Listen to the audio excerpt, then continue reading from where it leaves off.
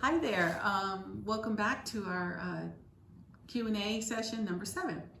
I wanted to start right away by answering, someone asked, how did you explain the importance of educational accomplishments and relating that to follow God's will and living with purpose to our kids? And we really try and pray with our kids and ask them to ask God to give them some kind of a confirmation of what it is that they want to do in their life, because we feel like this is how you're going to get the best results. And it's important for our kids to have a prayer life and to really seek God's will in their life. So that's what we try to do, and we do the best we can with that. A live media network asked about Dogecoin. I know my husband has posted some videos on cryptocurrency, and we are dabbling in that, and that's kind of a separate topic. Our kids are familiar with its use and they've bought some, so but it's not something that's part of our curriculum as of yet, but maybe it will be in the future as cryptocurrency becomes more commonplace. Chris Frederick asked what we use to teach the scriptures and Bible stories. And specifically, he's talking about maybe 5-year-olds. So there are a lot of little Bible story books that you can get anywhere, any Christian bookstore, on Amazon. And when they're little and not reading, we read to them. But once our youngest reader is reading well enough to do like a New King James, we have that child read to the family, because we think it's really important for them to learn to read out loud in front of others, and that's how we work on their pronunciation and teaching them to stand up straight, look at the audience and really enunciate, and it's good practice.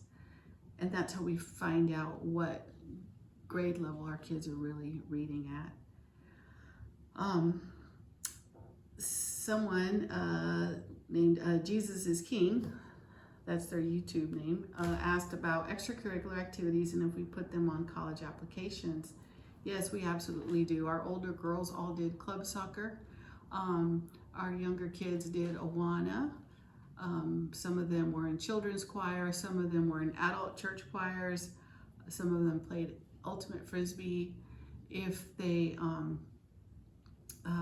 really anything that they like to do, we list it, because that's what public school kids do on their transcripts. So yes, we absolutely do the same.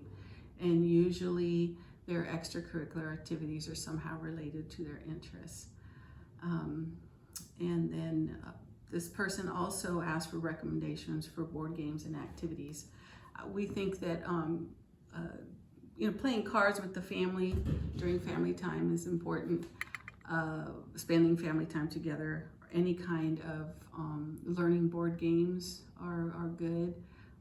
Instead of just always watching movies, we think it's good to play things like chess and checkers and Monopoly and any kind of educational game. But the main thing is that being together with the family is going to be good for your kids. Teach them to play fair. We don't always let them win, letting them lose sometimes, and learn how to be not be a sore loser, not to cheat, obviously. And so all that family interaction is always a very good idea.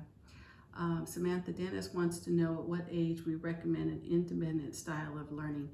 Well, honestly, that starts right when they are reading independently. Even if they're just reading Cat in a Hat, we will want a preschooler to read to a toddler, and the independent learning starts then. We will even teach that preschooler to copy the words out of a simple book like Cat in a Hat. So right from the beginning, we want our kids to learn to do their schoolwork independently. And again, we always focus on Bible, math, reading, and writing. So as soon as they can read a very, very simple book, we encourage them to read it on their own, even if it's over and over, to the point where they might even memorize it. But if they're reading to a younger sibling, then that helps occupy the younger sibling. And then as they get older, we don't mind sharing teachers' manuals and answer guides with our kids so that they can look at the solutions and then work their way back to from the answers to the problem to figure out what they've done wrong. And that is a really good way for them to be self-taught. And even if kids are correcting their siblings' homework, that's helpful too, because they learn that way, and it reinforces what they already know if they're explaining it to a younger sibling. LoopCheckPhones.com posted a question asking about finishing high school. And when I say finishing high school, I literally mean finishing up their high school transcript. And they're asking, is this formal curriculum? Well, that depends on what you've decided to do with your kids. If you are using a formal curriculum, then you decide when they're done and put that on the transcript. What we consider finishing high school is either literally finishing every subject from 9th, 10th, 11th, 12th grade, or testing out. Some of our kids did completely test out of high school by taking the California High School Proficiency Exam. 3 of our kids did that, and the other ones actually finished all the way through 10th grade. And if a child is doing 12th grade, if a child is doing 12th grade work already when you start, and then there's no need to go back and do 9th grade work. We consider that testing out. And also, if your child has taken the ACT or SAT and they're scoring very high, what you would consider 11th, 12th grade work, then that's what we focus on, because we don't believe in busy work. We don't believe in slowing them down. And so we do check the blocks and make sure that they have a well-rounded general education. But for the most part, we go as quickly as possible, and we're always trying to get them to an 11th, 12th grade level so they can graduate as soon as possible, and putting them on their transcripts. And in our book that you can find at Amazon, there are some sample transcripts in there that we actually used with our kids and where they applied to real colleges. And you can also use your own transcript as a model. So that's kind of a loose interpretation of what we consider finishing high school, and that can mean different things at whatever stage you're in. Samantha Dennis also asked about admission into service academies. That hasn't worked for us because our kids are so young. We do have 2 kids that have joined the military, but that has come later at the graduate level once they're 18.